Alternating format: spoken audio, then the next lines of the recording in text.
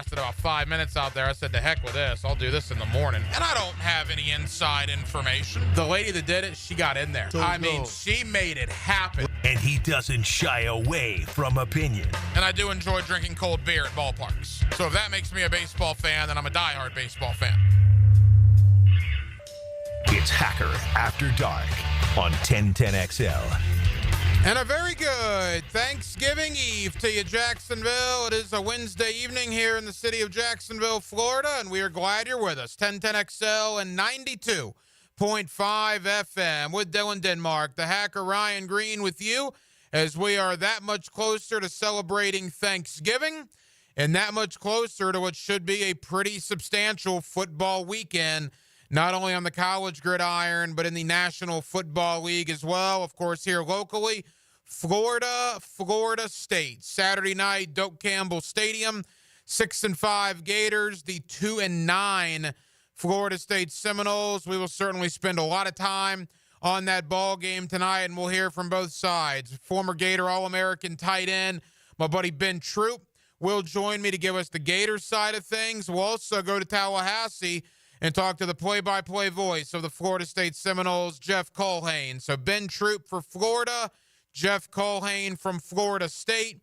That comes up in the next hour or so tonight here on Hacker After Dark. We'll also do some Jaguar talk as the Jaguars back on the field on Sunday, getting ready to welcome in the Houston Texans. We heard from Trevor Lawrence today. His status for Sunday is still up in the air. But former Jaguar Pro Bowl offensive tackle Leon Searcy will join me to give his thoughts on the remaining 6 games of the season and certainly preview Jacksonville and Houston coming up here on Sunday. So Leon Searcy, Ben Troop, the radio voice of Florida State, Jeff Culhane, all coming up within the next hour and 20 minutes here on Hacker After Dark as we are absolutely loaded heading into a big Thanksgiving weekend. Every night here on HAD, we do kick it off with a big deal of the night. And Dylan Denmark, let's do that right now. Time now for the big deal of the night. What's the big deal? What is the big deal? No big deal. It is a big deal. On Hacker After Dark. All right, closing thoughts. This is the last time I'll be with you prior to Florida and Florida State playing. It's the last time I'll be with you prior to Jacksonville and Houston playing. Remember, we will have the 5th quarter on Sunday. Dave Campo, Leon Searcy, and myself 2 hours after the Jaguars and the Texans go final. Final thoughts about Florida and Florida State. I think Florida's going to win the game. I'm not breaking any news there, right? They're clearly the better team. They're clearly playing better. Give me Florida to win the game. Having said that, I think the way it's going to happen is a little different from at least the opinion that I've heard from a lot of different people. And again, maybe it's me. Maybe it's being born in Leon County, being born in the shadows of Doak Campbell Stadium, living in the Killarn area of Tallahassee till I was in 5th grade. But I've been beaten over the head enough in that stadium back when, of course, when I was a Gator fan. Now I'm an objective broadcast journalist. But I've seen Casey Weldon to Lawrence Dawsey on the second play of the game in there in 1990. I've seen Charlie Ward just decimate the Gator defense in 1992. I saw the choke at Doak there live and in person in 1994. I saw the number 1 undefeated Gators go in there and lose in 1996. I saw Tony George get thrown out of the game, ridiculously get thrown out of the game for a pregame fight, and Florida State ends up winning that game as well. I've seen a lot of stuff at Doak Campbell Stadium over the years when it comes to the University of Florida. So I always have the heebie-jeebies a little bit when the Gators go in there. Having said that, Florida's better than Florida State. Florida's playing with more confidence than Florida State. I think Florida will beat Florida State. The one thing you do have to think about, though, is I do wonder, Florida State, when they played North Carolina, when they played SMU, when they played Boston College, when they played Memphis, how interested were they in those games, particularly down the stretch here? North Carolina, Notre Dame really stand out. How interested was Florida State to be there? I think they're going to be very interested to play Florida. They don't like Florida. The fan base over there doesn't like Florida. And they think this can put some ointment on their abysmal season if they knock off the Gators. I think Florida gets the Seminoles' best shot. I think it might be a touchdown game in the fourth quarter. But ultimately, I think DJ Lagway and the Gators will have too much talent. Give me Florida by 2 touchdowns. Give me Florida 27, Florida State 13.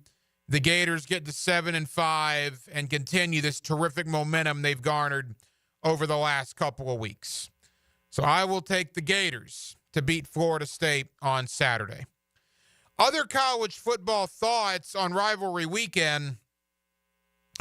Why do I think between Miami and Syracuse, Tennessee and Vanderbilt, and Georgia Tech and Georgia, we're going to get some chaos in one of those games? Miami probably needs to win out to get to the playoff.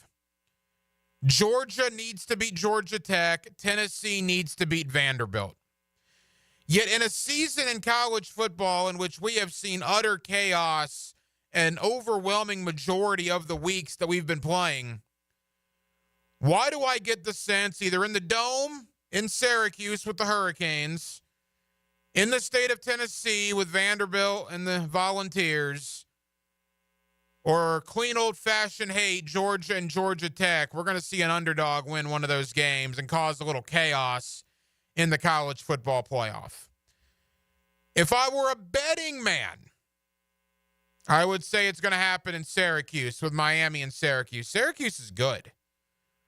Syracuse is 8-3. No one's really talking about them. They're the quietest 8-3 imaginable. Miami's got to go up there. It's weird playing in that dome. I smell something with Miami and Syracuse.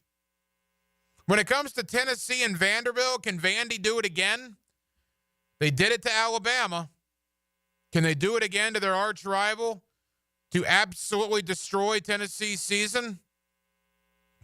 I believe the game is in Nashville, but I don't think that matters, right? It'll be all Tennessee anyway. But can Diego Pavia, the quarterback for Vanderbilt, do it one more time? Be careful, Tennessee. Be careful. And when it comes to Georgia, Georgia Tech, I just don't think Georgia's as good as we're accustomed to, and I think Georgia Tech is pretty good. I think Georgia probably wins the game. Georgia should win the game, but Georgia better come to play. That same Georgia Tech team knocked off Miami just a couple of weeks ago. I don't think Auburn has anything for Alabama. I think the Tide win that one. I don't think Mississippi State has anything for Ole Miss. I don't think Michigan has anything for Ohio State. Does Southern Cal have something for Notre Dame? That's another one. Could Southern Cal cause a little chaos if they knock off the Fighting Irish? It's going to be a good weekend, man. A fun rivalry weekend. Good stuff in the world of college football. I'm excited about it. And then finally, when it comes to the Jaguars and the Texans in the National Football League, again, we'll have Leon Searcy, former Pro Bowl offensive tackle for the Jacksonville Jaguars. He joins me in less than 10 minutes. When it comes to the Jags and the Texans, look, how can you pick Jacksonville to win? I just don't understand that. And I love the narrative, and I love trying to keep hope alive. Oh, the Jaguars could win 6 in a row or could finish 5-1 and be good. Jacksonville's awful, right? People are losing sight of that. They just lost 52-6 the last time out. They're not any good. So I don't know where this thought is coming from that they could go 5-1 in their last 6. Oh, they're playing bad teams. Are you kidding me? Talk to people in Nashville. They're chalking Jacksonville up as 2 wins. And by the way, that same Tennessee team just went into Houston and beat the Texans. Who's going to pick Jacksonville to go into Nashville and beat Tennessee right now? The way the Titans are playing compared to the way the Jaguars are playing. I mean, what are we thinking about here? What are we doing? I mean, the Raiders are awful, but are you going to pick the Jaguars to go out to Vegas and beat them? The Jets are awful. Jacksonville's not going to Indy and winning the game in Week 18. Are you kidding me, man? I don't get why so many people think the Jaguars could finish strong. And I don't even know what that means, finish strong. You think they're going to go 5-1 or 6-0? Give me a break. Against Houston on Sunday, I'd much rather have had Houston win last week. I don't think Houston's going to be sloppy 2 weeks in a row. That was a sloppy loss against the Titans. Sloppy. And Houston's looking at this game knowing they have games against Miami, Kansas City, and Baltimore in their next 3. Houston's looking at this as a borderline must-win. Texans are better than the Jaguars. That's reality. That's where we are. Now, I'm sure Jacksonville will be close, right? That's how they play in these home games. They'll battle. They might even have the lead in the fourth quarter. But what has Cleveland taught us? What has Green Bay taught us? What has Minnesota taught us? It doesn't matter. They don't finish. The first Houston game. And until they finish a game, how can you pick them to win? I can't do it. Give me the Texans. Give me C.J. Stroud and the Texans. And I believe with a loss and a couple of other things, the Jaguars will then officially be eliminated from the playoffs. And we can officially start draft talk here on Hacker After Dark. So give me the Gators. Give me Syracuse to upset Miami.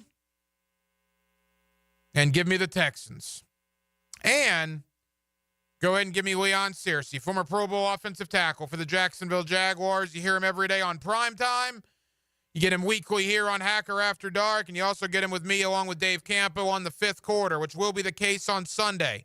2 hours after the Jaguars and the Texans go final, let's talk with Leon about the Texans, about 6 games remaining, about coming back off the bye, and about everything going on with your Jacksonville Jaguars. Leon Searcy joins me next on a Wednesday night in Jacksonville, Florida. Happy Thanksgiving Eve to you, everybody. It's Hacker After Dark on 1010XL and 92.5 FM. If you want more action, Woo! It's Smash Mouth football, baby. Tom McManus. Fridays 10 to noon on Jaguars Today. Brought to you by Renewal by Anderson Windows and Doors. A better way to a better window on 1010XL. Electricians, innovators, and tech enthusiasts, listen up. Miller Electric is shaping the future, and we want you to be a part of it. From healthcare and data centers, corporate offices, aviation, and industrial facilities, Miller Electric is powering the most exciting projects in Jacksonville and beyond. We offer not just a job, but a thrilling career with great pay and incredible benefits. Visit us at millercareers.com to apply. Miller Electric, where your skills meet our vision, and equal opportunity employer. Hey, Hicken here. I couldn't be any happier than to join the George Moore Chevrolet family. When I say family, I mean it. Visit their beautiful showroom today off Atlantic Boulevard. Find out exactly what I'm talking about. No pressure, just friendly help. And whether you want a car, a truck, SUV, electric, pre-owned, you name it, George Moore Chevrolet has it. And if you can't make it over to Atlantic Boulevard, no problem. MooreChevy.com is easy to navigate as any site you will try. It's never been more easy to use. George Moore Chevrolet. Together, let's drive. Blue here for the Blue Crab House, located right off of San Jose. It's on Jewington Creek Road. They've been around since 1996. Indoor-outdoor dining. Also, takeout is available at the Blue Crab House. Open 4:30 to 9, Tuesday through Saturday. Sunday, noon until 9. Remember, Tuesday, $2 margaritas. Wednesday, $1 oyster night. How about the blue crabs? How about my personal favorite, the Canadian snow crabs? Whatever it is that you fancy, you get it right there. The Blue Crab House. Make a crucial catch against colon cancer. Hicken here for the Borland Groover Foundation. If you're 45 or older, the ball is in the red zone to get screened. The key to surviving colon cancer, early detection and prevention. 45 is the new 50. Get screened for colon cancer now. The Borland Groover Foundation is a nonprofit organization devoted to building a healthy and equitable community that is free from colon cancer. Visit BorlandGrooverFoundation.com for more. Jacksonville's football phenoms tell us where they're heading when high school's early signing period begins.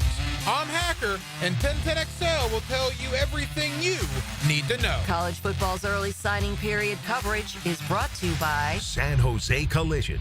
Break in the savings this fall with Universal Roof and Contracting. Enjoy 15% off all roof repairs and replacements, plus a free wind mitigation inspection. With financing options as low as $115 a month, protecting your home has never been easier. Schedule your free roof inspection today. Call 855-ROOF-HELP. Offer expires November 30th. Protect your home and your wallet. License number CCC 057165, CBC 1258484. Does the building you go to work in every day need a little love and attention? Jason Parker here with Performance Painting. Great companies take great care of the buildings their staff and customers walk into every day. If the building you're in doesn't match the vision you have for your company, we can help. Go to performance-painting.com. Our highly trained team makes the difference. Quality coatings applied with pride. Performance painting. Rick Ballou for Carlson Dental. You know, I've been telling you this for quite some time because it's true.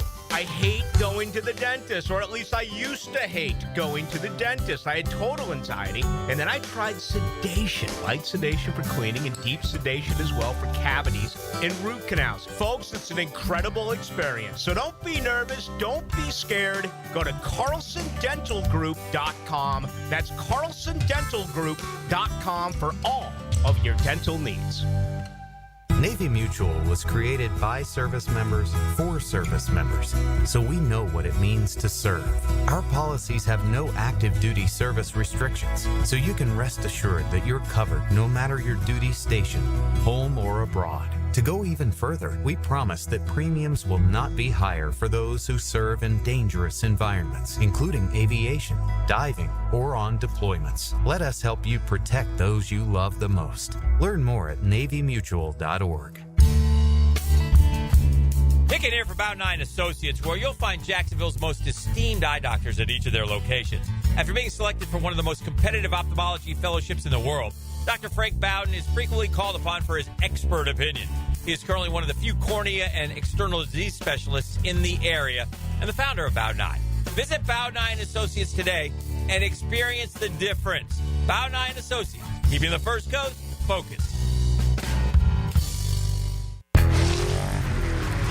I'm with Greg from Cycles of Jacksonville. And Greg, when you start to shift from warmer weather into some cooler weather, you can get on the road. What has Honda got to offer?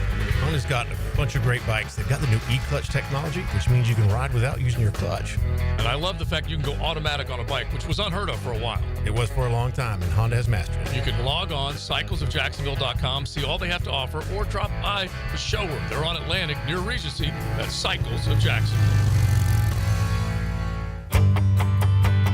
Hello, First Coast. I'm sure by now you have seen our bright green GFL trucks and containers throughout the greater Jacksonville area. We're an industry leader in solid waste and would love the opportunity to earn your business. We're committed to customer service, reliability, and have an unwavering focus on safety. Whether commercial or construction, let us haul your waste away. Call 904-760-5880 to get a quote today from GFL, Green for Life. 1010XL is presented by Farah & Farah, exclusive injury law firm of the Jacksonville Jaguars. Protecting you and your family. Call 396-5555. Jacksonville. Now, another great guest on the Garber Auto Mall phone line. Hello. We can wiggle it. Back here on 1010XL and 92.5 FM in the city of Jacksonville, we are glad you are with us. The Jaguars and the Texans, Sunday at 1 o'clock. Of course, you'll hear the game right here on 1010XL Radio. The Jaguars coming off a bye week at 2-9. Of course, the last time out was that 52-6 fiasco. They welcome in a Houston team that inexcusably lost at home last week to the horrible Tennessee Titans. Let's talk about all of it with my buddy Leon Searcy, former Pro Bowl offensive tackle for the Jacksonville Jaguars. You get him every day on prime time. You also get him weekly right here on Hacker After Dark. Leon, how are you, my friend? I'm good, bro. Hey, Leon, we always appreciate the time. All right, coming off a bye week, coming off 52-6. They've had 2 weeks now to think about it. I would hope that they're jonesing to get back out there on Sunday. Is that your expectation for this Jaguar football team? Yeah, I mean, listen, probably the best thing that happened to this team is that they were embarrassed by the Detroit Lions, that they actually had a bye. Now, I don't know if they sat and simmered on it or they just kind of forgot about it, but that's the great thing about the NFL. No matter how good or bad you are, you have another opportunity the next week to redeem yourself. So this Jaguars team has had this week to redeem itself against a Houston Texas team that started out the season hot. I think they've pulled a little bit back to the pack now, if I'm not mistaken. Yeah, they're 7-5. They're arguably a disappointment based on what people thought they were going to do coming into the year. As far as the Jaguars go, Leon, is it about pride the next 6 games? I mean, realistically, they're not making the playoffs. I mean, heck, they have one of the top picks in the draft. If the draft were held today, the team is awful. They're coming off 52-6. I mean, you were never on a losing team, amazingly enough, in your 11 years in the NFL, which is still a crazy stat to me. But I know you've known a lot of guys that were. Is it about pride, just going out there and doing your best for the next 6 games? I mean, that's really all they have left, correct? Yeah, I mean, listen, you, as a coach, and I asked Coach Campbell about this, I mean, how do you inspire the guys with 6 weeks to go to play, and to play inspired football? And Coach Campbell said, you've got to imply in meetings that you still got a chance. Now, I know that the likelihood of us making the playoffs is long gone, but you've got to somehow inspire those guys in those meeting rooms and in those practice fields to keep working, because you don't want them to fold their tent. You don't want them to not be motivated by a game and opportunity against a divisional rival. So, I mean, Coach Campbell told me that in order to get this team to play inspired football, you've got to give them the implication that you still got a shot. And maybe a long shot, but that's the only thing you got going, because if these guys realize that it's done, it's over with, then quite frankly, they'll play that way. And you don't want to see that on Sunday. Leon Searcy here with us on Hacker After Dark. Leon, people tend to forget, what happened right before the bye. We already knew Christian Kirk was out for the year. Keep in mind, Gabe Davis is also out for the year. So that leaves Brian Thomas Jr. And let's be honest, it's Parker Washington, it's Tim Jones, Devin Duvernay. They'll probably bring up Elijah Cooks, I would imagine, off the practice squad. I mean, I want to see BTJ. You want to see BTJ. We all want to see BTJ over these next 6 games. But how do they go about getting him the ball with no Christian Kirk and with no Gabe Davis out there? Well, they got to figure out a way. They got to figure out a way to motion him. They got to figure out a way to put him in trips formation where he's the fall guy. I mean, whatever you got to do to give this guy an opportunity to make plays, you got to do it. I mean, you can schematically write up plays or draw up plays to where he gets the ball.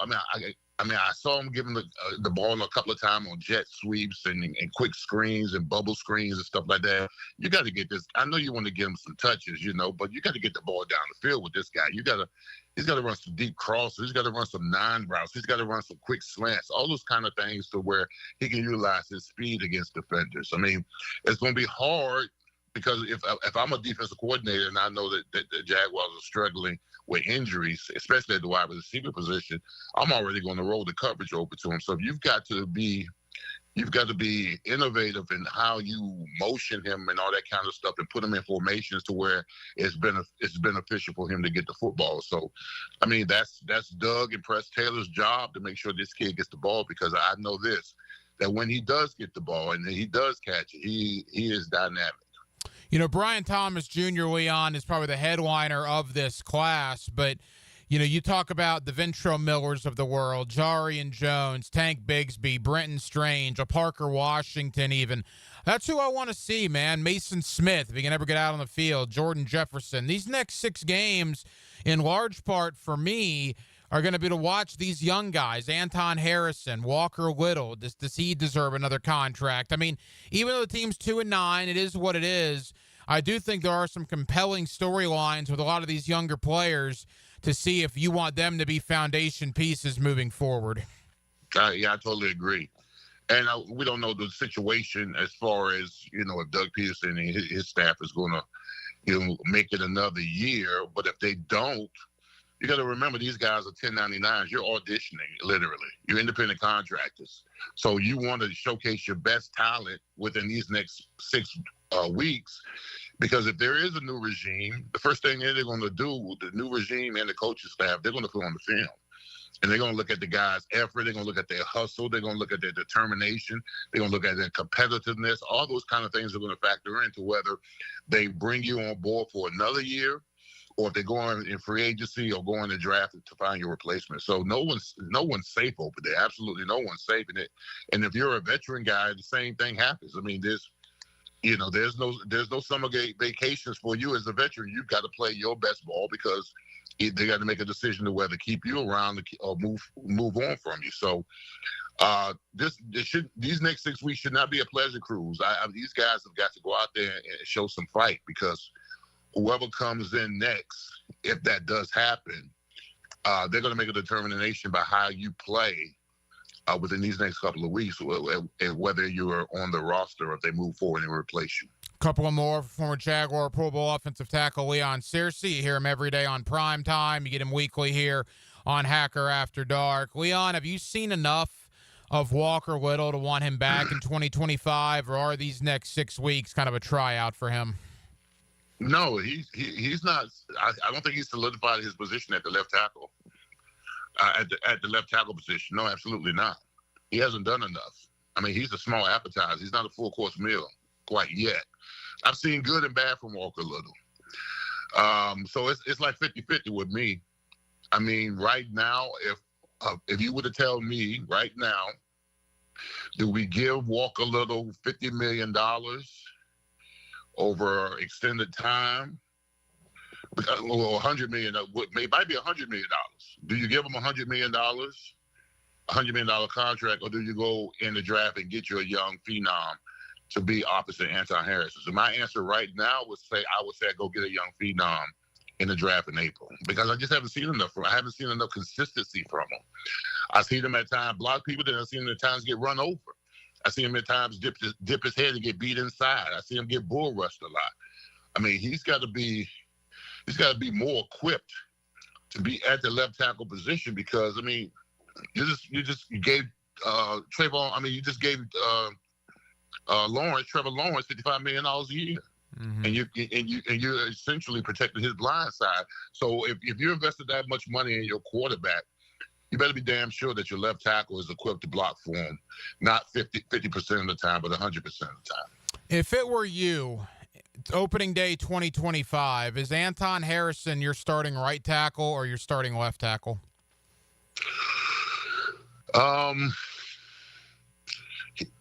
He'll be well, he played left tackle at Oklahoma. So I mean, he's okay at right tackle. I think last year he had a better season as a rookie season. I was thinking that right. I would go draft somebody that has played the right tackle, the left tackle position at the elite level, and put him across from him. That's what I would do. I mean, because he still needs to grow into himself at the right tackle position, and that left tackle position. I mean, you're talking about a whole nother beast. So I like to see him dominate a little bit more at the right tackle position before, I can move him to left because, like once again, Trevor Lawrence is your franchise quarterback, and you be damn sure that your left tackle is equipped to block for him 100% of the time. I brought this up last night, and some Jaguar fans didn't like me saying it, so I want to ask you and get your thoughts. At the end of 2021, Mike Norvell was a dead man walking in Tallahassee. Florida State fans were done. He didn't get relieved of his duties for whatever reason, and then he turns around and wins 10 games. 8 weeks ago, Billy Napier was toast in Gainesville. He kept his job for whatever reason, and then you look at where Billy Napier is now. Things tend to happen in threes, right? Isn't that old saying? Things happen in trios. Well, Mike Norvell saved his job. Billy Napier saved his job. As absolutely far-fetched, Leon, as it seems, do you believe Doug Peterson can save his job over these next 6 weeks? Listen, nothing this franchise does surprises me anymore. I wouldn't be surprised if this team goes 5-1 or 4-2 down the stretch. I wouldn't be surprised if Doug keeps his job, because I mean this franchise has always been status quo. They've always been mediocre,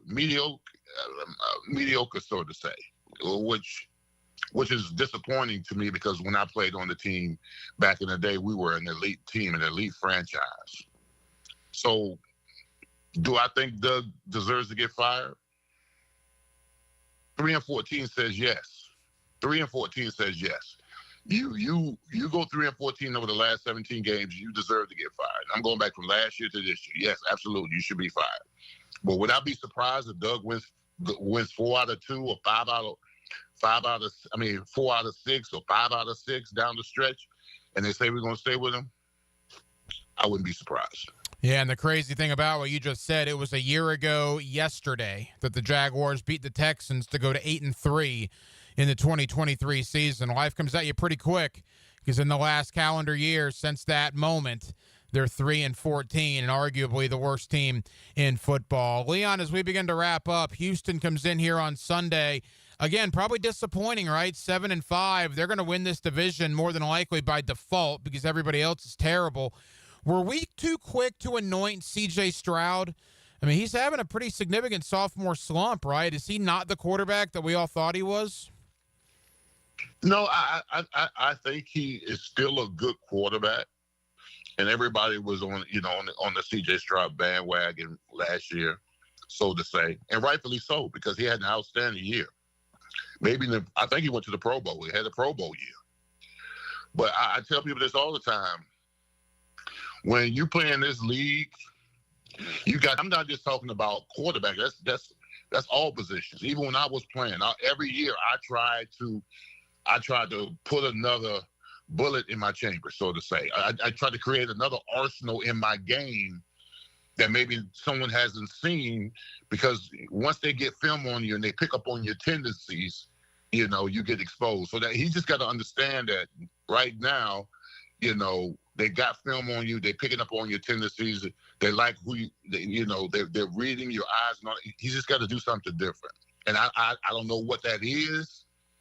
I knew what it was for me when I played.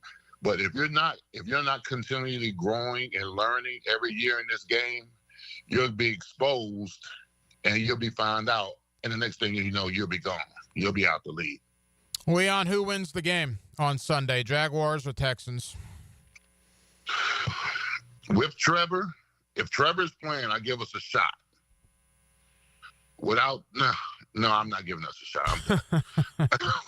I'm not. No, listen, I still can't get over that stank that was Detroit. Yeah, I think the Texans come in here and roll us. I think they roll us. And listen, even though the Texans lost to the Titans, the Texans defensive front still had 8 sacks. So I'm protecting Trevor, whoever's back there. And then Pollard had 120 yards rushing against the Texans. So, and our inability to run the football and not be able to protect Trevor, no, we're not going to win that game. We're going to get slaughtered. I can tell you this, too. Over in Houston, they're looking at this as a must-win. Their next 3 games are Dolphins, Chiefs, Ravens. So they need to win this game because they got 3 tough ones coming up over the next 3 weeks. Leon Searcy, you get him every day on Primetime. You get him weekly here on Hacker After Dark. And regardless of what happens Sunday, 2 hours after the Jaguars and the Texans go final, Leon, along with the head coach Dave Campo and myself, will have the 5th quarter for you here on 1010XL. Leon, a very happy Thanksgiving to you and your family. I always appreciate you, my friend. I'll see you Sunday for the 5th quarter. All right, bro. Happy Thanksgiving to you as well. There you go. Leon Searcy here with us on Hacker After Dark. More Jaguars-Texans talk coming up in the 9 o'clock hour. Mike Patton is the host of the Touring the AFC South podcast. We'll talk Jaguars. I'll give Mike credit. A lot of you were angry with Mike when I had him on before the year when he picked the Jaguars to be dead last in the division. He's kind of the one that's smiling a little bit right now about that. So we'll ask him about that prediction, why he thought that, why it's coming to fruition. We'll also spend some time on Indianapolis, Tennessee, and, of course, Houston. That comes up later on in the 9 o'clock hour. Coming up next, let's get back into Florida State. We'll get both sides of it. We'll talk Gators with former All-American tight end Ben Troop. We'll talk Seminoles with the radio voice of Florida State, Jeff Colhane. That's all coming up. Ben Troop is next on Hacker After Dark on a Wednesday, night before Thanksgiving. Jacksonville, we're glad you're with us right here on 1010XL and on 92.5 FM. It's not reinventing the wheel, it's making it roll down the field. Let's keep it rolling. Listen for the Randy Marion Cadillac of Jacksonville drive of the game. That's a great drive right there. On 1010XL. Keep going. We got to keep going, keep going, keep going. Awaken 180 weight loss. Awaken 180 weight loss. You know, my life is drastically different this Thanksgiving than it was last year. Last year, I was 320 pounds at Thanksgiving, man. It was a bad situation.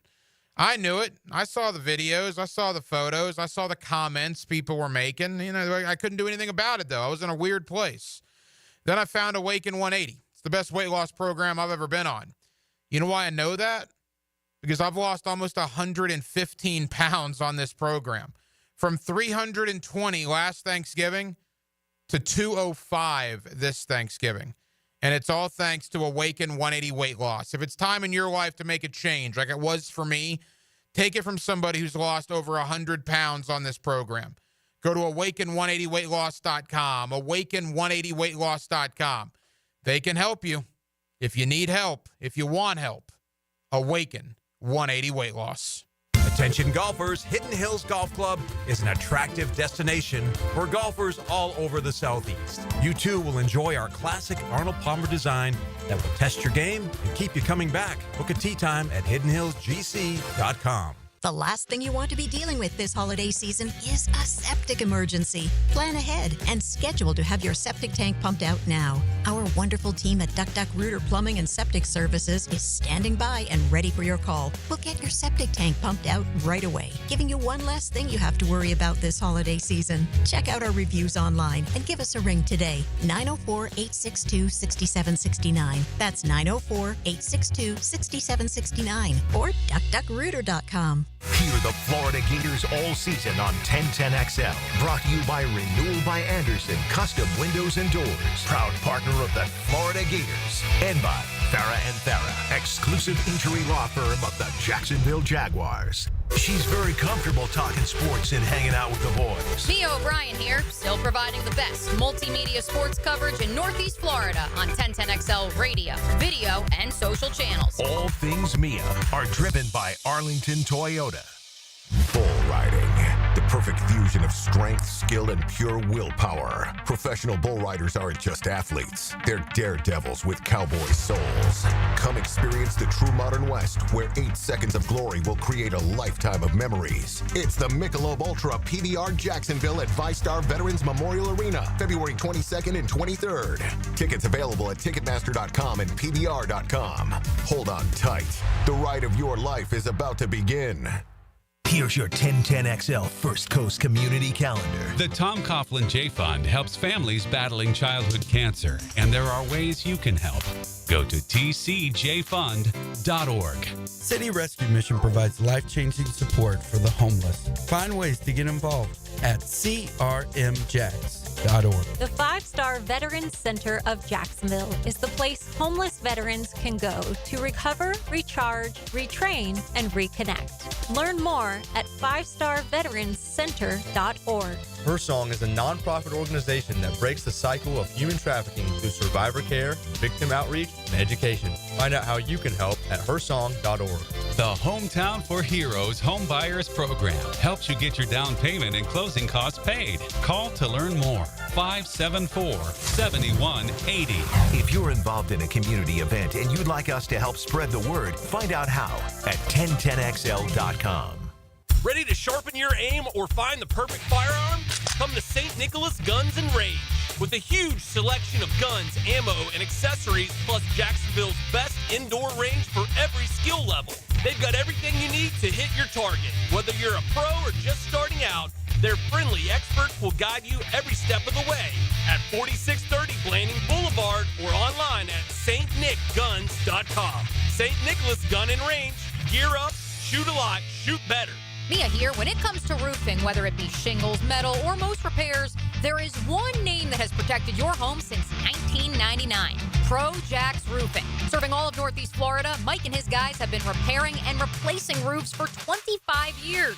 Need insurance help? Mike's team can help. Raised in a military family, Mike provides great attention to detail with unparalleled quality and workmanship. They also have warranties, so you can have peace of mind. Call Mike today for a free estimate or online at projaxroofingfl.com. 3D Digital has you covered for any of your business's digital marketing needs.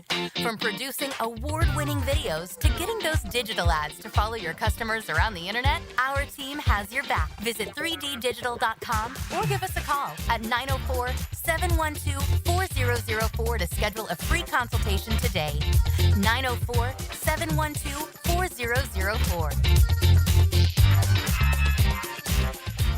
Brackish Vodka, the official vodka of UNF Athletics, 100% made in Jacksonville, is available at all local liquor stores. Visit Browdy's, Total Wine, ABC, Shores, Golden, Sahara's, Golden Ox, and more. Drink our gluten-free San Francisco Spirit award-winning vodka and see why it's the smoothest vodka you can buy. When you drink Brackish Vodka, you support all of our local employees and all the money stays in Jacksonville. Drink Brackish Vodka and live life slightly salty. Proud partner of the Jaguars. 1010XL is presented by Farah and Farah, exclusive injury law firm of the Jacksonville Jaguars. Protecting you and your family. Call 396-5555. Jacksonville. Now, another great guest on the Garber Auto Mall phone line. Hello. We can wiggle it. Back here on 1010XL at 92.5 FM in the city of Jacksonville. We are glad you are with us. Florida State. Saturday night, Doak Campbell Stadium. Of course, you'll hear the game right here on 1010XL Radio as the Florida Gators are coming off back-to-back wins over LSU and Ole Miss.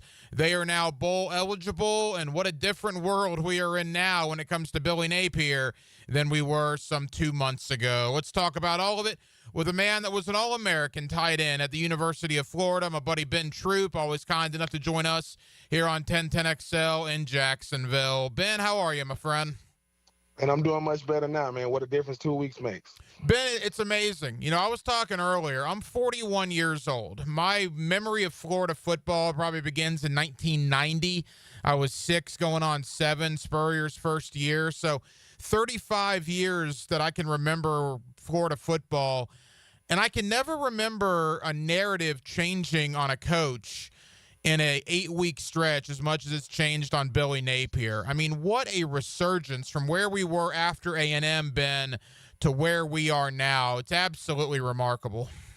It is, and I think the thing about Billy Napier is the one thing that he's been preaching, and the one thing they don't give you in the SEC, even around college football, is patience. Obviously, his first, 2 years, 3 years wasn't really something that people can go home about and say, hey, we looking forward to the future. But I think the thing about it is people forget how hard his schedule was. I mean, the hardest schedule in the country, and yeah, it didn't start off well. You talk about Miami, it obviously, and then Texas A&M didn't help, and then Texas didn't help. But I think about the games that they won and the resurgence that they showed and the resilience that they showed. Everybody kept saying, how are you going to look in Jacksonville against Georgia, where you're tied 20-20, and with 6 minutes left in the fourth quarter with a third-string quarterback? How are you going to look coming off a loss against Texas? So I think he's answered the bell in a lot of ways, and I think it's his previous years that he gets so much criticism in, but he's definitely shown that, number one, the players believe in him, and they're playing that way on Saturday, and he's worked himself into a nice little bowl game. We'll see if he can finish out the job with a 7-5 regular season when they go to Doak Campbell.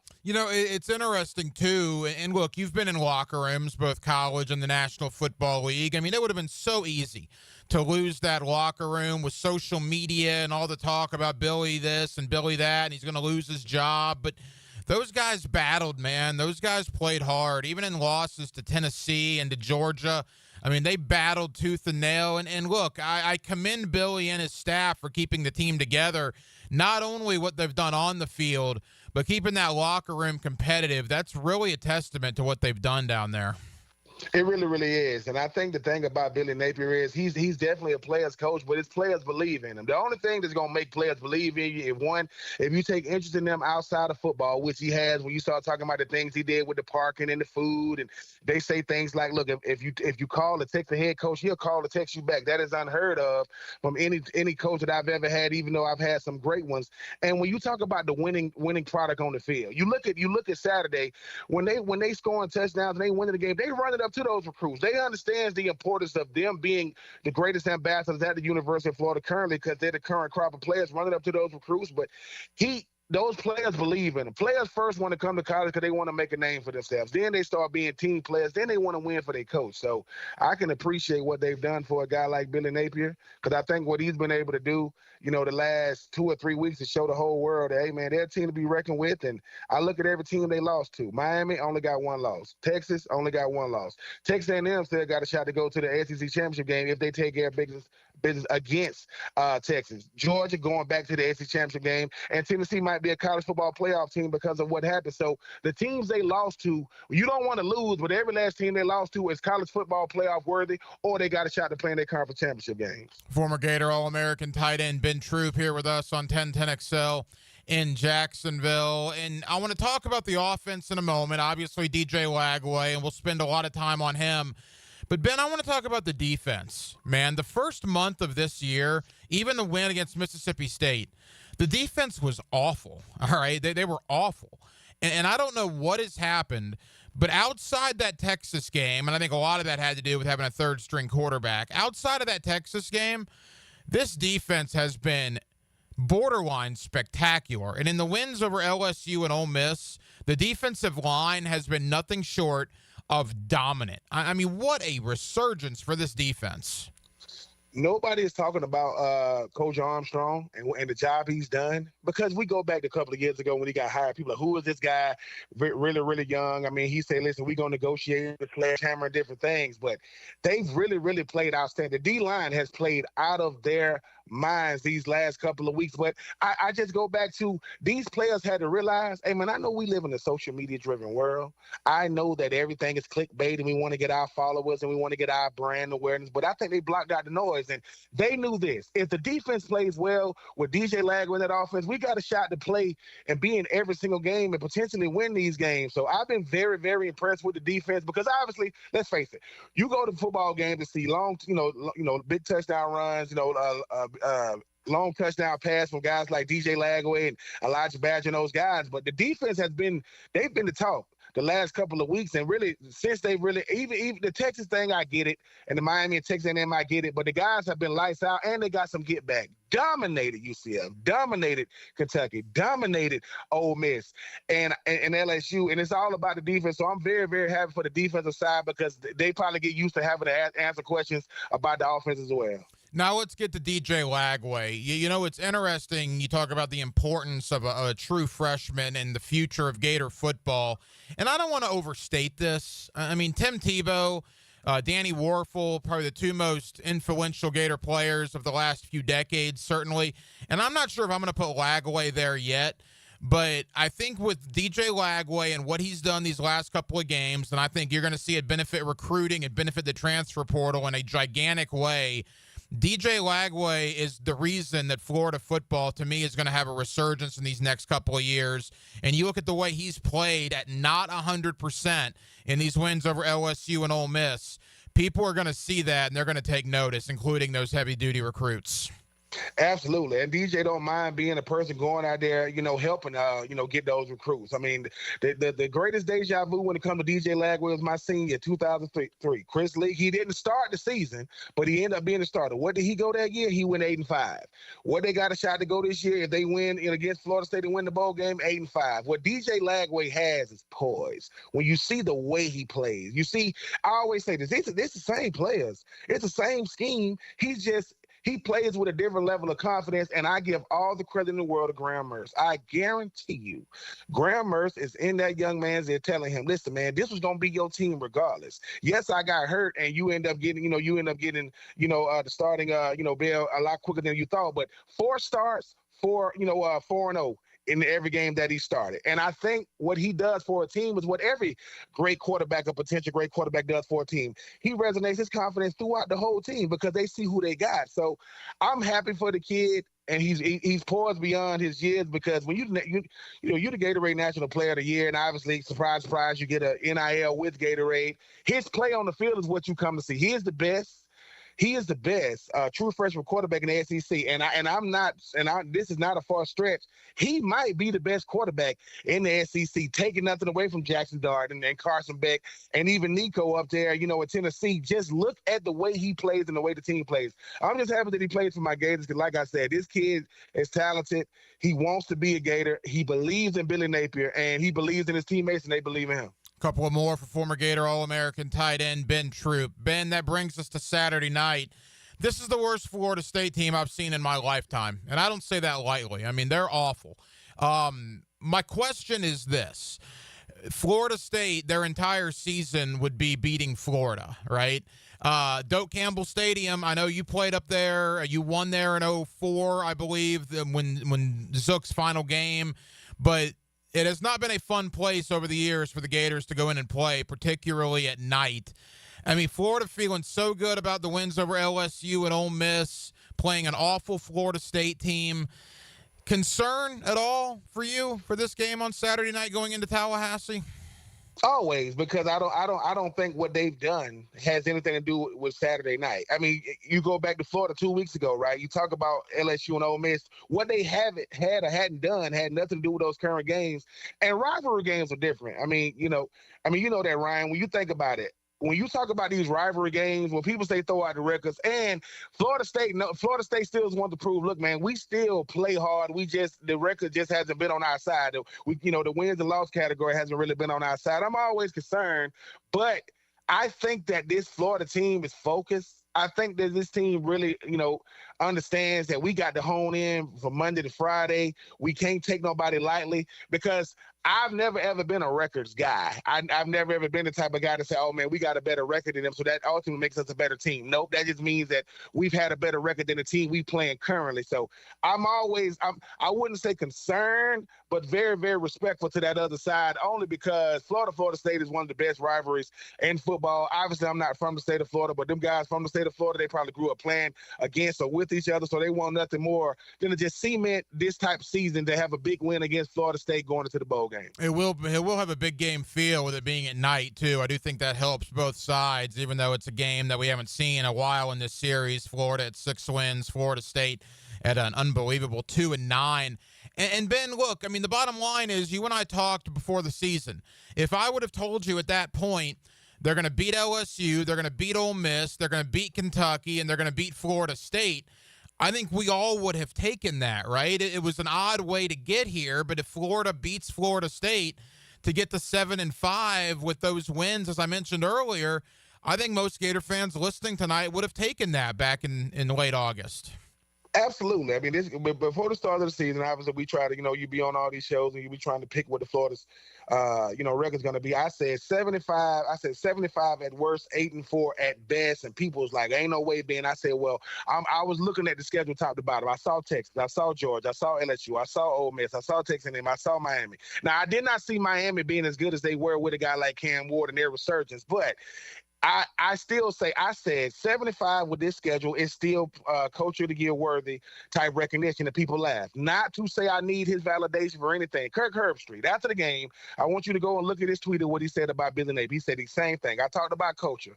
2 weeks ago before Florida played Texas, what was Nick Saban saying? He was talking about culture. I just understand that with this type of schedule, with everybody, you playing all these top 10 teams, with all these teams got shots being in the college football playoff, you ruined LSU's. You ruined Ole Misses. Tennessee has still got a shot to get in. Georgia's going to the SEC championship game. Either Texas or Texas A&M are going to play Georgia in Atlanta, and Miami's going to Charlotte to play SMU. And those are the teams you lost to. I think that is Coach of the Year worthy type recognition for a guy like Billy Napier, who stood the course of time. Now, Scott Strickland saying that he's going to be the head coach of 2025 for Texas, that didn't help his causes, but he had a nice bounce back 2 weeks against Ole Miss and LSU. And you put the cherry on the top with beating beating Florida State, your in-state rivalry, regardless of what they have or haven't done this year. I think Billy Napier, man, them college football wars, I mean, he might be there. He might potentially get coach of the year outside of the coach up there for the Indiana. Final moments with Ben Troop. Ben, as we begin to wrap up, recruiting-wise, it was a gigantic recruiting weekend again for Florida. Hosted a lot of big-time recruits. They see that win in the Swamp. You've already seen it bear fruit earlier this week with Ty Jackson, the 4-star linebacker that flipped from Southern Cal to Florida. We expect more as the weeks go on. Early signing period comes up in less than a week and a half. What can those 2 wins over LSU and Ole Miss mean for Florida, not only in the high school recruiting game, but as we enter the transfer portal? It's huge. The greatest recruiting tool you have is what you do on Saturdays, because everybody ain't on Florida Twitter. Everybody ain't watching what they do throughout the course of the week. When everybody's watching, what did you do against LSU? You got the big win. What did you do against Ole Miss? You got the big win. And if you and they showcased everything. You got a true freshman handing the ball off to a true freshman. You got a senior in Montreal who can show, hey man, we can show how to share reps. You got a defensive backfield with coach. You know, I mean, they really went out there and got it done. What they did the last 2 weeks gonna do more for their recruiting in the transfer portal with these high school kids than going to their houses ever could. And when they all ran up to those recruits at the end of the game to show love to them, that's what those recruits, they're going to go back and say, hey, man, at Florida, man, this atmosphere is crazy. The Swamp is crazy. And you could be fresh out of high school. And when they say you get to come in and compete, you get to really do it. So Ball, DJ Lagway and company, you know, Miles Graham, the son of Ernest Graham, those guys playing, starting, and contributing in games that matter and winning on Saturday, that has done more for them than I think Billy Napier and the recruiting guys could ever do. So I'm happy for those boys. They was able to get it done when everybody's watching. That was my biggest takeaway from the last 2 weeks. The Swamp actually looked like the Swamp again against LSU and against Ole Miss. Ben, final question. You're a former Titan. Boy, what was that on Sunday? They go into Houston and they knock off the Texans. What a win for the Titans. That's why rivalries in football matter. I mean, I go back, listen to a couple of rivalries that really stood out, even though one of them played earlier. Look at what Pittsburgh did to Baltimore. Look at what my Titans did to the Texans. The only thing you got to do is cast doubt. I know everybody was saying they were supposed to be the Texans year because they was ahead of schedule with D'Amico Ryans and company. All the Titans showed everybody is don't let the record fool you. We are able to go out there and when Will Levis takes care of the football, when they can run the football on offense, when they can get turnovers on defense. Hey, all the pressure is on Houston. Tennessee is supposed to be going to do a resurgence year. They obviously going to look for a quarterback in the draft. But for one Sunday, they just stared Houston in the face because last time I checked, the reason why we want to beat Houston is because we are the original Houston team. We were the Oilers that became the Titans. They just a team in Houston. Ben Troop, former Gator, All-American tight end. Ben, happy Thanksgiving to you and your family. We always appreciate you, brother. We'll talk again soon. Right. Happy Thanksgiving to you, man. Anytime you need me, it's always a pleasure coming on with you. Get entertaining insight on Sunday's games all day Monday. They came together as a team. Sink your teeth into Dandy Foods Postgame Monday. It is a game. Makers of quality fresh sandwiches and home of the good stuff on 1010XL. Now you can watch 1010XL shows all day on X, Facebook, and YouTube. Brought to you by MyBookie. Experience Vegas from the comfort of your phone anytime, anywhere. Sign up today. Use promo code 1010XL. Jags fans, looking for the perfect activity around the holidays? We've got you covered with the inaugural Teal Trot 5K. The race takes place outside Everbank Stadium, Saturday, December 21st. We can't wait to see you there. Your registration includes the 5K, a throwback Jaguars headband, and a ticket to the December 29th game against the Titans.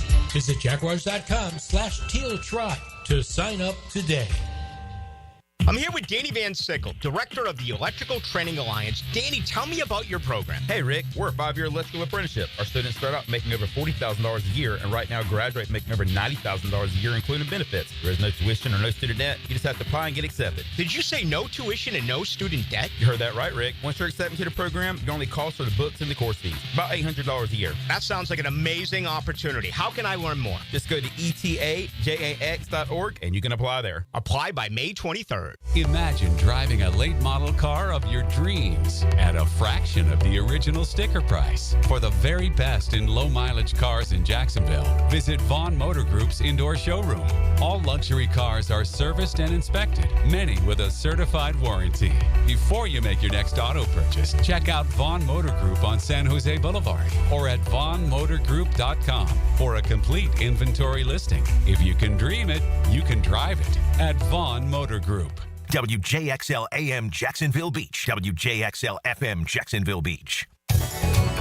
Googan Nation, it's Dreamfinders Danny Hicken here to tell you this is no dream. The folks at Dreamfinders Homes right now have an unbeatable interest rate for you. You may not think you can afford a Dreamfinders home. Well, think again. Take advantage of a 2.99% year one rate. I said it, 2.99%. 15 Jacksonville communities to choose from. Find that dream house and take advantage of an unbeatable rate. Move now, literally. Dreamfinders Homes, the official home builder of the Jacksonville Jaguars. Atlantic Self-Storage, the official storage partner of the Jacksonville Jaguars. Need to make room to watch football in your home or need a place to park your boat or RV? Store it all at Atlantic Self-Storage. Over 50 locations in Northeast Florida. 24-hour access, all with month-to-month leases. Moving? They can help with supplies. They make storage easy. Go to AtlanticSelfStorage.com or call 877-WE-STORE to find a storage solution near you. Go Jags! When it comes to towing products, your safety on the road is the priority at Cannons of Jacksonville. Whether it's a heavy-duty tow hitch, trailer frame, wiring, gooseneck, tow bar, or any other towing accessory, Cannons has decades of experience to ensure your towing setup is installed with precision and reliability. Visit cannonsofjax.com to explore a range of products and schedule your installation. Cannons of Jacksonville, your trusted partner for a smoother tow. Who was the first baseball player to appear on a Wheaties box? Having the right homeowner's policy protection means you're staying on top of your most valuable possession, your home. For information on finding an agent, go to southernoak.com.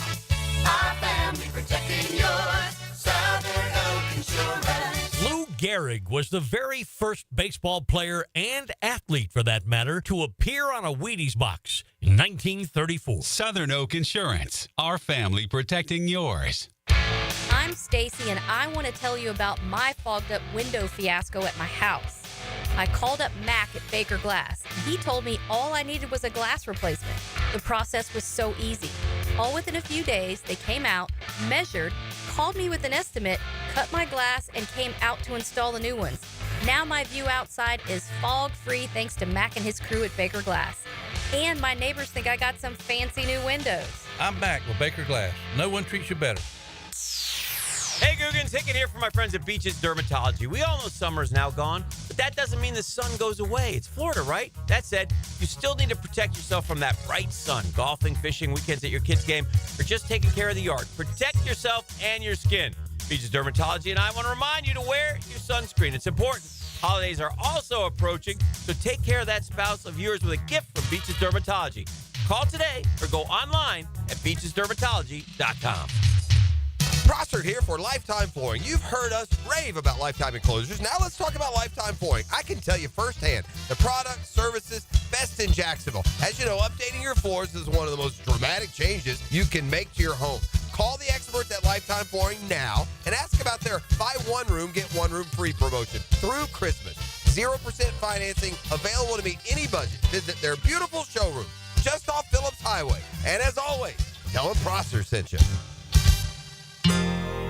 If you're ready to transform your yard with a fence that stands out, elevate your curb appeal with Superior Fence and Rail. Superior takes pride in offering first-class service, friendly installers, and unmatched fence products. Mention this ad and get $250 off your next project. It's time to get off the fence and call today. When you're on the fence, about a fence, SuperiorFenceandRail.com. 1010XL is presented by Farrah & Farrah, exclusive injury law firm of the Jacksonville Jaguars. Protecting you and your family. Call 396-5555. Jacksonville. Hacker After Dark on 1010XL. 1 hour down, 1 hour to go. We'll take you up till 10 o'clock on this Thanksgiving Eve here on Hacker After Dark, 1010XL 92.5 FM. Coming up at the bottom of the 9 o'clock hour, Mike Patton. He is the host of the Touring the AFC South podcast. I'll give Mike credit, man. When I had him on in the preseason, he picked Jacksonville to finish dead last in the division. I thought he was nuts. I know a lot of you messaged in, like, why do you have this guy on? He doesn't know what he's talking about. Well, looks like he might get the last laugh. I'm going to ask him about that prediction, why he thought Jacksonville was going to be as bad as they've turned out to be. And we'll also talk Indianapolis, a little Tennessee, a little Houston as well. So Mike Patton, host of the Touring the AFC South podcast, comes up in a little less than 30 minutes. Coming up in less than 10 minutes, Jeff Colhane, the play-by-play voice of the Florida State Seminoles on the Seminole Radio Network. What happened with Florida State this year, and what do they need to do to pull off the upset over Florida Saturday night at Doak Campbell Stadium? So Jeff Colhane, the voice of the Seminoles, comes up in less than 10 minutes. You'll hear Florida State Saturday night here on 1010XL. Of course, you'll hear Jacksonville, Houston Sunday, also right here on 1010XL. We will have the fifth quarter for you Sunday evening, 2 hours after the Jaguars and the Texans go final. Myself, the head coach Dave Campo, and the Pro Bowler Leon Searcy will be with you Sunday evening to recap Jacksonville and Houston. So it's all football all the time until 10 o'clock. NFL football in 25 minutes. Florida State comes up next with Jeff Colhane, the voice of the Seminoles, to give us the Florida State side of this matchup Saturday night. It is a Wednesday evening here in the city of Jacksonville with Dylan Denmark, the hacker Ryan Green with you. Hacker After Dark rolls on till 10 o'clock right here on 1010XL and on 92.5 FM. In every game, there's a guy who just makes plays. He's their best home run hitter and elusive generational type back. Listen for the Universal Roof and Contracting Offensive Player of the Game. Experience the universal difference on 1010XL. Blue here for the Blue Crab House, located right off of San Jose. It's on Jewington Creek Road. They've been around since 1996. Indoor-outdoor dining. Also, takeout is available at the Blue Crab House. Open 4:30 to 9, Tuesday through Saturday. Sunday, noon until 9. Remember, Tuesday, $2 margaritas. Wednesday, $1 oyster night. How about the blue crabs? How about my personal favorite, the Canadian snow crabs? Whatever it is that you fancy, you get it right there. The Blue Crab House. The holidays are just around the corner, and so is your entire family. Babe, the toilet's growling at me again. Uh-oh, the kitchen sink just turned into Old Faithful. Ah, there's no hot water! Don't let plumbing chaos steal your holiday cheer. Call Duck Duck Rooter today to fix those issues before Aunt Linda blames you for ruining Christmas dinner. Duck Duck Rooter, your local plumbing pros. Proud partner of the Jacksonville Jaguars. DuckDuckRooter.com. Here's Heather with the weather. Well, it's beautiful out there, sunny and 75, almost a little chilly in the shade. Now, let's get a read on the inside of your car. It is hot. You've only been parked a short time and it's already 99 degrees in there. Let's not leave children in the back seat while running errands. It only takes a few minutes for their body temperatures to rise, and that could be fatal. Cars get hot, fast, and can be deadly. Never leave a child in a car. A message from NHTSA and the Ad Council. Instant Keys. You don't have to go to the dealer. Instant Keys comes to you. Call 904-722-1111. Instant Keys saves the day if you've lost or broken keys. They can program new keys and remotes for nearly every make and model of vehicle at a fraction of the dealership cost. Fast, honest, and reliable locksmith service. Call Instant Keys, 722-1111. Keeping up with Seminole Nation. Join the Noles and their road to repeat as ACC champs. Stay close to the Seminoles with the Florida State Seminole Report. Brought to you by your local Ag Pro, your home team on 1010XL. Have you or someone you care about been arrested or had their driver's license taken away? I'm Susan Cohen, and I work with David Robbins at the law firm of Epstein & Robbins. We are experienced fighters for those charged with DUI and all criminal offenses. I've been named the best DUI attorney in the state, and David has been named the best criminal defense lawyer in Jacksonville. In your battle with the justice system, there is only one thing you need to know. Dial David 24/7 at Epstein and Robbins, 354-5645. Wow, John, my Clearwater sprinkler system looks great. All right, Frank, let's go ahead and program your Rainbird timer. How many minutes do you want the zones to run? John, I think we run from the front 20, the sides 15, the back 10, the garden 5. Clearwater scores!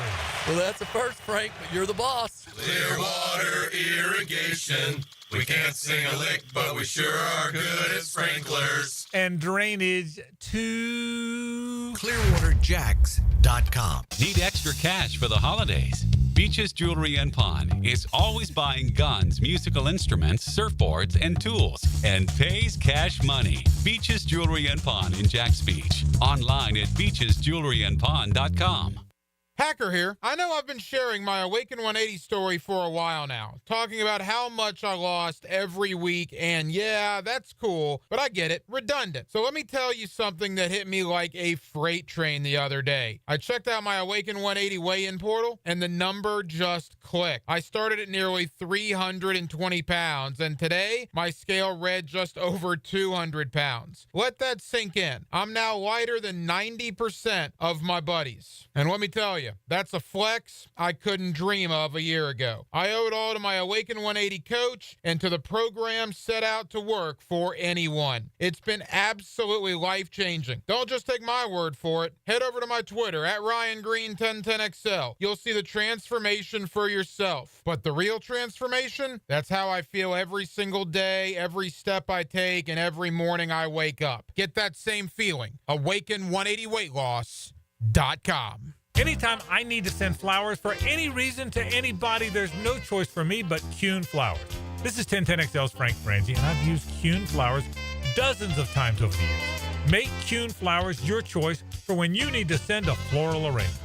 David here with Royal Pest Services. Here's a special message from our president. Thanks, David. This is Jordan Harrington, president of Royal Pest Services. We'd like to thank everyone who has trusted Royal Pest for their pest control needs this year. Wishing all a very Merry Christmas and a Happy New Year from the Royal Pest family. Movember is Men's Health Awareness Month, so take charge of your health and vitality at Ackerman Urology in Mandarin, Middleburg, the Beaches, and World Golf Village. For prostate and urological needs, trust Ackerman Urology. AckermanUrology.com. 1010XL is presented by Farah & Farah, exclusive injury law firm of the Jacksonville Jaguars. Protecting you and your family. Call 396-5555. Jacksonville.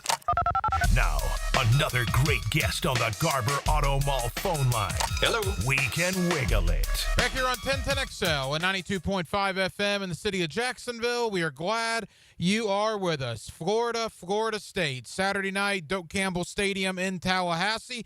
Of course, you'll hear the Gator broadcast right here on 1010XL Radio. For the Seminole broadcast, that's, of course, my buddy Jeff Colhane, the play-by-play voice of the Florida State Seminoles, and he's always kind enough to join us here on 1010XL. Jeff, how we doing? Ryan, great talking to you, and I know if we're chatting, we're talking about a big game, and obviously, regardless of how the season's gone, Florida State and Florida carries a lot of intensity, holds a lot of weight in the Sunshine State, so I can't wait for Saturday night. Should be a great one. There's no doubt about that, and certainly I want to talk about the year that has been with you, Jeff, but let's talk about Saturday, the win over Charleston Southern. Obviously a weight off the shoulders. I mean, whatever you want to call it, the relief to me that it looked like those players had. That was a win that was badly needed. Yeah, I mean, you said it. You know, it's a game where from a perception standpoint, you don't gain a whole lot because everyone's expecting you to win. And when you do win and celebrate it, a lot of the naysayers are going to mock you for being happy about a win like this with the season that you've had. But it was much needed for the mental health of this team. It's been a tough year. It's been a tough fall, something that no one expected, obviously. And it's been a head scratcher. So for this team to come out and, it was good to see Mike Norvell's team do what they were expected to do. And they were expected to dominate. They were expected to take care of business and win the game handily, and they did. And they went out and, essentially pitched a shutout with their number one defense, and Charleston Southern got a score late in the game with the young guys in. But, Luke Kromenhoek in his first career start, I think really passed the eye test as much as you can in this kind of a contest, Ryan, and threw for 3 touchdown passes, second most in the game in a start by a true freshman in Florida State football history at the quarterback spot. So, this is a team that's trying to, I think, build towards this offseason in 2025. And, a lot of ways, there's a lot of additioning going on at a lot of different spots. And, come next week around this time, things are going to be a little bit different. You're going to see guys in the portal. I would imagine you're going to see Mike Norvell, figure out. We'll start to hear more and more about who his coordinators are going to be moving forward in 2025. So, this week and this game as a one-off against Florida for a lot of these guys, I think it's really important for the future, especially the near future of this Florida State football program. Jeff Colhane, the play-by-play voice of Florida State, with us here on 1010XL in Jacksonville. Jeff, I want to talk Kromenhoek. I want to talk about the game, but I get asked this question a lot from Florida State fans over here in Jacksonville. I would imagine I don't get it asked to me near as much as you get it asked to you, and it's a simple question with a complex answer. What happened in 2024, in your opinion? How did we get here? Yeah, it's not one thing. It's a number of items that all came together, I feel like, at one time to create, sort of this perfect storm and create a really tough fall, a really disappointing fall that, just looking at the talent individually of this team in the summertime and in fall camp, it looked like a team that was worthy of a top 10 ranking. I think, Ryan, going back to game 1 in Dublin, losing that game really shocked this squad, especially the returners coming off of a 13-0, start to the year last year before everything changed following the playoff snub. And so I think that game in itself really caused a little bit of a ripple effect. And then obviously this team just couldn't recover. Lost to Boston College at home. Lost to Memphis at home, beat Cal, and then after that, things went downhill for this group. And so, whether it's a combination of guys that you have in the transfer portal you brought in that just did not have the type of season we expected them to right away, I think it's also a combination of players that have been here for a while that have not developed late in their careers at Florida State the way you thought they would. And, it's not on one position. It's not on one position group or one guy. It's a lot of things, bringing in DJ Uiagalelei in a potential one-off scenario certainly did not pan out the way Mike Norvell and the offensive coaches thought. And then he got injured, and then you have 2 really young quarterbacks that have put in tough spots, and Brock Glenn and Luke Kromenhoek in the middle of the year. And I think also, Ryan, I think the schedule turned out to be a lot more difficult than what we expected it to be in the summertime, at least what fans expected it to be. I mean, Memphis is a tremendous team. Cal got off to a great start at 3-0, and Florida State was fortunate to win that game. SMU turns out to be a team that's going to play for the ACC championship. Miami has one of their best seasons in the last 25 years. Duke is better. Everyone was better, I think, than what was thought, and coupled with the fact that, Florida State really struggled with so many parts of their game. So it wasn't one thing. It was just a multitude of things that I really feel like came together all at the same time that caused just a really disappointing season. Couple more for Jeff Colhane, the radio voice of the Florida State Seminoles. Jeff, you mentioned Luke Kromenhoek. We've seen a lot of him and Brock Glenn, although it does appear Kromenhoek is the future in Tallahassee. He will get the start on Saturday night. What's your thought on Kromenhoek? He obviously looked pretty good against Charleston Southern, and do you believe he will be the guy heading into 2025? I don't know, Ryan. I don't know. I think we'll find out a lot more on Saturday, how he handles himself. This is a much different situation than what he had this past weekend against, no disrespect, but just a bad Charleston Southern team, and he did what he was supposed to do.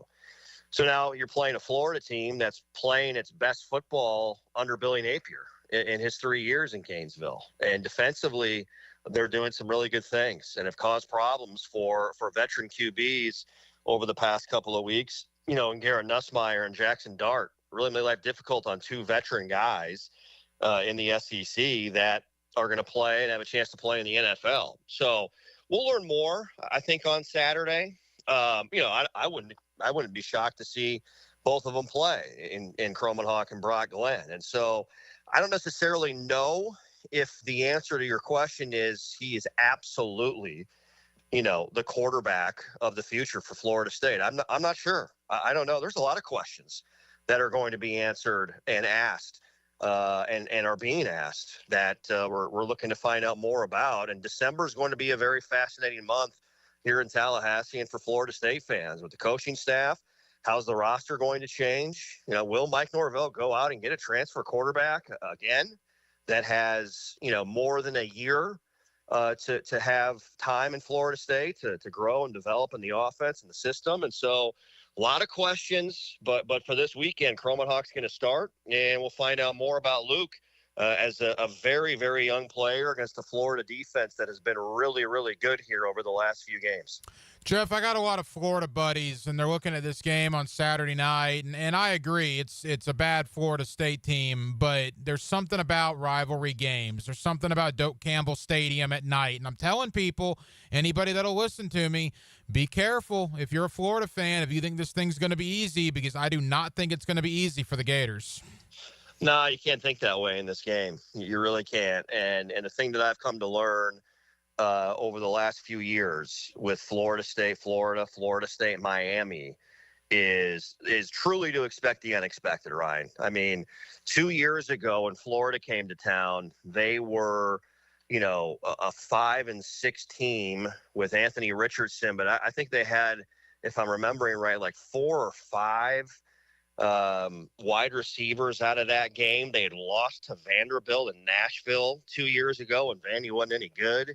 And it was a dogfight all the way to the end with a 9-win, eventually a 10-win Florida State team.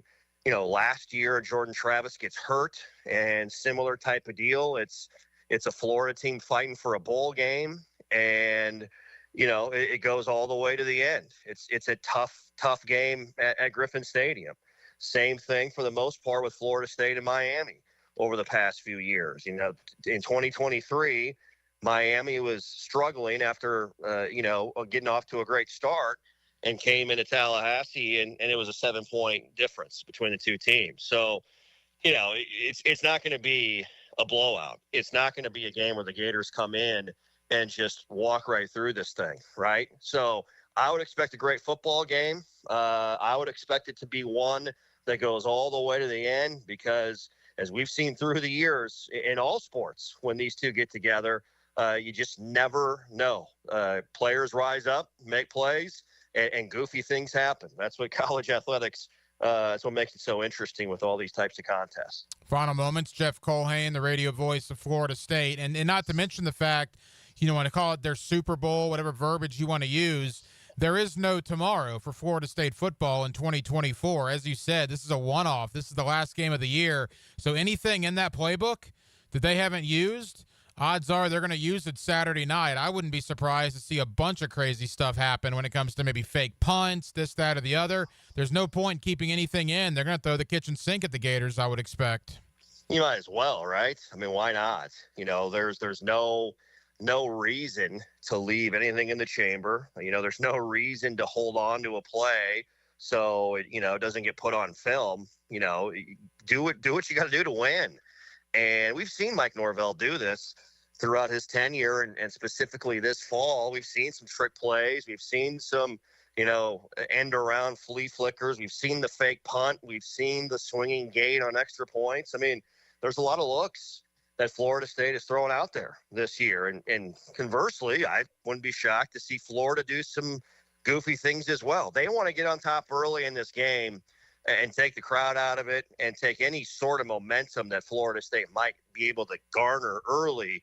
They want to extinguish that, right? And so, if you're a Florida State fan, you want to be careful early. You got to watch out for a big play or a trick play or a turnover. You can't have that, because what Florida wants is they want to get out to a lead early. They want to jump ahead by a score, a couple of scores, and create doubt in that mentality on the Florida State sideline to try and go out and have some success on the road here in Tallahassee. But these games have been over the last 3 years, they've been single-digit margin of victories. That's only happened one other time in the history of the series, dating back to the mid-1960s. It hasn't happened, amazingly, in 4 consecutive games between Florida State and Florida, where you've had 4 games in a row in the series decided by single digits. Wouldn't be shocked if we have a first time happen in that category on Saturday night. Jeff, final question. I was really pleasantly surprised by the Florida State crowd on Saturday. I mean, let's be honest. It was 1-9 Florida State against a 1-10 awful 1AA team in Charleston Southern. And there was a good crowd at Doak Campbell Stadium. I know there's been some question as to whether, the Gator fans are going to take over that stadium Saturday night. I don't believe that to be the case. I think Florida State fans are going to be ready for the Gators coming in on Saturday. No, it'll be sold out. It'll be sold out. Florida State fans will and have grabbed all their tickets, and I expect Florida State fans to hang on to them. It's just part of the, almost the quote unquote responsibility, I think, that Noles fans feel in a game like this. No matter what the season is or how poorly it's gone, it's going to be a sold out crowd. It's going to be a night game. Night games at Doak are special. Big games against the best opponents coming in, and when it's the Sunshine Showdown, Florida State and Florida, there's a lot on the line. There's a lot of friends that are Gator fans. There's a lot of houses that are divided with husbands and wives and kids. I just met a student at Florida State last week during homecoming who's from the Tampa area, and her parents went to UF, and she grew up going to Florida games, but she wanted to be a Nole. She felt more at home for her at Florida State. So you have examples of this everywhere, and it turns into more than just what happens on the field. It turns into bragging rights for the next 365 days for the winner. And so Florida right now coming in is favored. I think they're a 2-touchdown favorite coming into this game, but nothing would make Florida State fans happier with a tough season where it hasn't gone the way we thought it would than to beat Florida when they feel like they're starting to turn the corner a little bit under Billy Napier, and to have that trash talk bragging right opportunity for the next year. Jeff, leave us with this. Basketball's off to a really good start, right? 6-1 on the year. Looks like Leonard Hamilton and the team's going to be pretty solid. How about that, huh? That's a tremendous start for Leonard Hamilton and this team. 6-1 for the first time since their great 2019-2020 season. Unfortunately, it was cut short by COVID. And they're off to just a really, really impressive start. They're beating the teams they're supposed to beat. They battled Florida, a really good Florida team here in Tallahassee a couple of Fridays ago, and got it to within striking distance with just over 2 minutes to play before Florida hit some big shots at the Tucker Center down the stretch. Happy for Leonard Hamilton, happy for this Florida State basketball team. They've not had a ton of success since coming out of COVID. They went to the Sweet 16, but have not been to the NCAA tournament since the 2020-21 season. So 10 newcomers. Jameer Watkins returned, obviously, a guy that tested the NBA draft waters, and he's the leader of this team. He's the alpha. But you've got big man Malik Ewan, who people are starting to learn about, the junior college player of the year a season ago. And a mix of some of the returners like Chandler Jackson and Taylor Bull-Bowen, who are meshing really nicely with the players that have been brought in by Leonard Hamilton to fit the type of system he likes to run. So 6-1, off to a great start. Man, it would be tremendous to see this team get back to the NCAA tournament, a program that has had so much success under Leonard Hamilton. I would love to see it have some more here this year. Jeff Colhane, the play-by-play voice of the Florida State Seminoles. Jeff, have a great call Saturday night. Have a very happy Thanksgiving, and we'll talk again soon, my friend. Ryan, happy Thanksgiving to you and yours, and we'll look forward to a great game Saturday night here in Tallahassee. Every team has has bumps and bruises, but a major injury can shake the season. Let me know if he's ever going to play football again, or do I need to find me another wide receiver? Listen for the personal injury attorney's Farah and Farah Injury Update. Jacksonville. On 1010XL. Does the building you go to work in every day need a little love and attention? Jason Parker here with Performance Painting. Great companies take great care of the buildings their staff and customers walk into every day. If the building you're in doesn't match the vision you have for your company, we can help. Go to performance-painting.com. Our highly trained team makes the difference. Quality coatings applied with pride. Performance Painting. Hey, Jacksonville, I'm sure by now you've seen our bright green GFL trucks and containers throughout the greater Jacksonville area. We are an industry leader in solid waste and would love the opportunity to earn your business. We are committed to customer service, reliability, and have unwavering focus on safety. Whether commercial or construction, let us haul your waste away. Call 904-760-5880 to get a quote today. GFL, green for life. This is your Mad Dad's Update with Chapter President Donald Ford. In our effort to curb crime, drugs, and violence during the summer months, we are offering Friday Night Lights. It has already started and will be going until school starts back. It is every Friday night from 6:30 to 9:30 at the Blacktop, 5732 Normandy Boulevard, and behind the Potter's House Christian Academy. We manage 3 basketball courts. You are not running on the cement. We have covering on each court. The Lakers, the Magic, and the Heat. Ages 15 to 40 years old. This will give them something to do other than selling drugs and getting into trouble. We have monitors there giving leadership. We have to wake up, stand up, and speak up. Hit me on Facebook and tell me what you think. Or MattDadJacksonville.com. Navy Mutual was created by service members for service members, so we know what it means to serve. Our policies have no active duty service restrictions, so you can rest assured that you're covered no matter your duty station, home or abroad. To go even further, we promise that premiums will not be higher for those who serve in dangerous environments, including aviation, diving, or on deployments. Let us help you protect those you love the most. Learn more at NavyMutual.org. Every Monday, David Garrard calls the signals and looks for you on Jaguars Today from 10 to noon. Look past left prong. Oh, we're ready.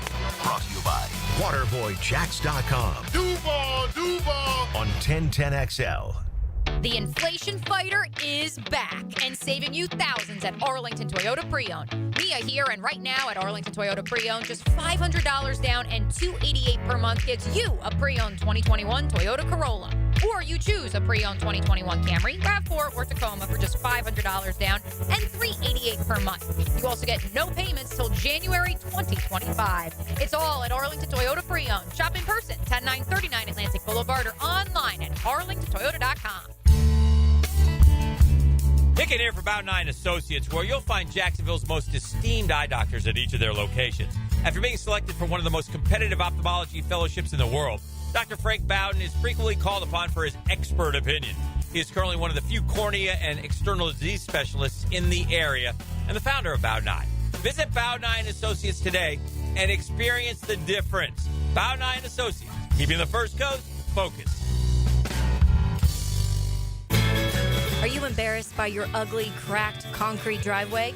Need to enhance your home's curb appeal? Stonecore on Phillips Highway is your one-stop shop for all your outdoor needs. Replacing with new stone pavers will transform your driveway into a stunning work of art. Say goodbye to unsightly concrete and hello to beautiful, durable pavers that last for years. Visit Stonecore today and let's beautify your home together. Stonecore.co. We do outdoors better. I'm with Greg from Cycles of Jacksonville. No matter the weather, Triumph has an unbelievable selection of rides where you can get out and just enjoy the highway. They do. The new Rocket is out, the new color schemes, the Tiger 1200, which has been revamped. These bikes are nice, gorgeous, and ready to ride. And if you want to take a look at the selection, they can just roll into the showroom and see a full variety. We've got them all in stock and ready to go. So if you log on, cyclesofjacksonville.com, search the Triumph line, and then head into the showroom, you'll be impressed. Cycles of Jacksonville. Are you looking for a place to outfit your truck or van? It's Catlin Truck Accessories. For 105 years and 4 generations, Catlin is the name you can count on. This is Keith Catlin, and we know trucks and vans too, from Lear toppers, ladder racks, van shelving, strobe lighting, roll and lock bed covers, and everything in between. If you want quality products and great customer service, there's only one name. It's Catlin. Who can you count on? Count on Catlin. For 105 years, you can count on Catlin. Hi, I'm Mac with Baker Glass. If you've got fogged up windows, let me help. We'll replace them with clear, insulated units that brighten up your home. People say we're fast, friendly, and reliable. Just check out our Google reviews. Call me today. Baker Glass. No one treats you better. Tailgate special alert. 3 pounds of marinated chicken, 2 pounds of marinated steak tips, 2 pounds of fresh ground beef, and 2 pounds of homemade sausage for only $80 to feed your crew. For tasty tips and juicy breasts, choose Southern Steer Butcher. 1010XL is presented by Farah & Farah, exclusive injury law firm of the Jacksonville Jaguars. Protecting you and your family. Call 396-5555. Jacksonville. Now, another great guest on the Garber Auto Mall phone line. Hello. We can wiggle it. Back here on 1010XL at 92.5 FM in the city of Jacksonville. We are glad you are with us. The Jaguars and the Texans, Sunday, 1 o'clock. Of course, you'll hear the game right here on 1010XL Radio. Houston coming off, well, quite frankly, a bad loss at home against Tennessee. They're looking to rebound against Jacksonville, who is 2-9 and seemingly playing out the string here these last 6 games of the regular season. Let's talk about the Jags, the Texans, the Titans, and the Colts with Mike Patton. He is the host of the Touring, the AFC South podcast, and he's always kind enough to join us right here on 1010XL. Mike, how you doing, man? I'm doing great. How are you? Hey, Mike, we're good. Thank you for the time, and I want to start by giving you credit.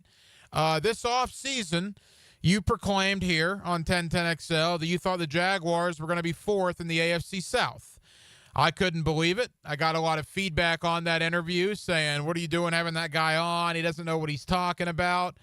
And here we are, Thanksgiving, and the Jaguars are dead last in the AFC South. So let me first and foremost congratulate you, because it looks like you were right all along about a football team that a lot of us here in Jacksonville were quite frankly wrong about. Well, it's not necessarily something I want to claim credit for them being last. It just I gotta find ways to be more consistent, and it's unfortunate did see the inconsistencies come this season that may lie them. Mike, in your opinion, what happened here? Why did it go so far south so quickly? Honestly, looking at the offensive line, looking at the things there, I didn't see where they had made upgrades or consistency there. I looked at, adding Gabe Davis. I even though I think he's very talented, very inconsistent, and, with the flat giving Calvin Ridley, I will say that he's less consistent than Calvin Ridley is. And then with Christian Kirk, that issue there. And defensively, I just didn't have faith in the secondary that was there either. So, and then Ryan Nielsen hasn't come in and the defensive coordinator that many thought he would be either. So, and Eric Armstead, he hasn't been the player that plenty would be either. So just a lot of those different things. I kind of foresaw maybe the secondary issues, the line issues, and then Gabe Davis not as consistent as he may have been. Mike Patton, the host of the Touring the AFC South podcast. He's with us here on 1010XL in Jacksonville. And the last time the Jaguars played a football game, it was 52-6. And honestly, going into the bye week, Mike, there was a lot of thought down here. All right, do you do something with 6 games to go, whether that be firing Doug Peterson, Trent Baalke, one of the coordinators, or both the coordinators, Press Taylor or Ryan Nielsen? Whether you thought to fire everybody or a couple, almost everyone here thought something was going to happen, and nothing did. It's all status quo. Everybody that was in charge for 52-6 will be in charge on Sunday against Houston. Are you surprised that nothing happened here over the last week or so?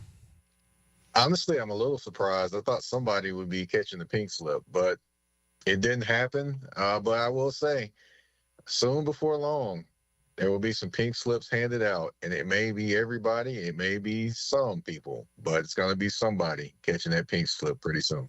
Well, see, the interesting thing about that, and I tend to agree with you, but it kind of puts Jaguar fans between a rock and a hard place because you're Jaguar fans, right? You want the team to succeed, hypothetically, I suppose, but you also don't want them to win enough games to convince Shad Khan to keep the status quo in place, right? So, I mean, what would your advice be to Jaguar fans over these last 6 games of the year? Advice to be to hope for the best, and the best being that Trent Baalke and Doug Peterson, and they based it over from scratch in terms of the coaching staff. That would be the best hope, no matter the wins that happen down the stretch, no matter the losses and how close they may have been down the stretch. Go ahead. Hopefully Shad Khan will take care of all of those people that are there and clean the house and make sure that it's a nice brand new day in Jacksonville. New personnel, new people getting personnel in Jacksonville. I want to talk about the rest of the division with you in a moment, but look, there have been some bright spots, I suppose. I mean, Brian Thomas Jr. has certainly been one. The interesting thing about that now is Christian Kirk is out for the year. Gabe Davis is out for the year. So now your wide receiving core for the next 6 games is Brian Thomas Jr. and Parker Washington, Tim Jones. I suppose they're going to move Elijah Cooks up. You got Devin Duvernay. I mean, I don't know what that's going to mean for BTJ because obviously defenses are going to hone in on him. But whether it's Ventrell Miller at linebacker, Jarian Jones at corner, you look at Tank Bigsby. I want to see more Brenton Strange. To me, Mike, that's what these last 6 games are about, really, is a lot of these young guys that have showed signs. You want to keep seeing that throughout the duration of this season. Yes, I definitely agree with you there. You want to see what you have and what you don't have because at running back, of course, you got a decision on ETN coming pretty soon. You also at wide receiver, Parker Washington, and you got a decision on Christian Kirk as well, which I think that decision's already been made in my mind. But you have some decisions that you have to make, and definitely watching these young guys and seeing them develop and seeing what they can and cannot do will make those decisions a little bit easier.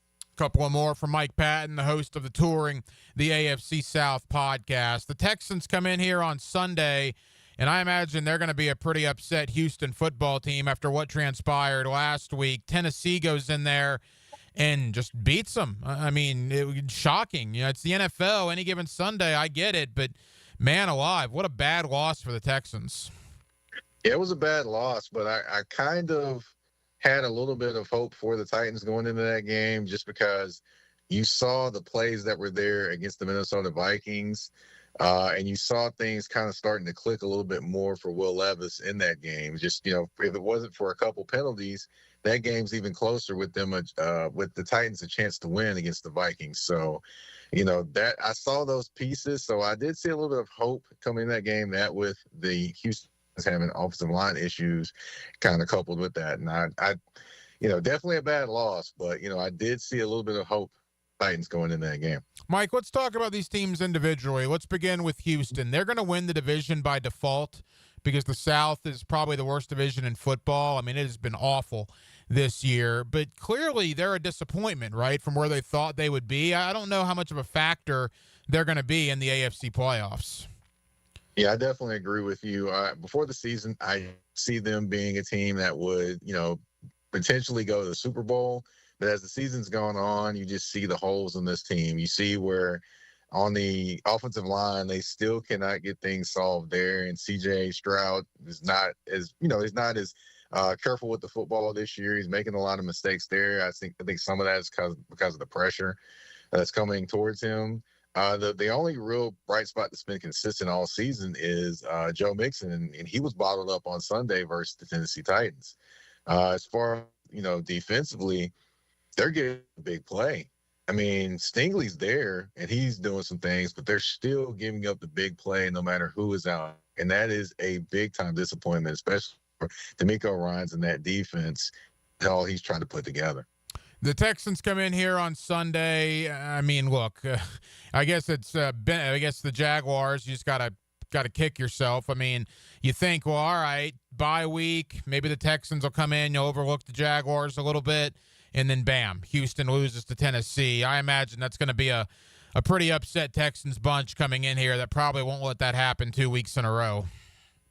Honestly, they'll be upset, but they should have been upset the previous game too, because that was Detroit. So to me, I think that even if they are upset, the Jaguars have a chance to win this game.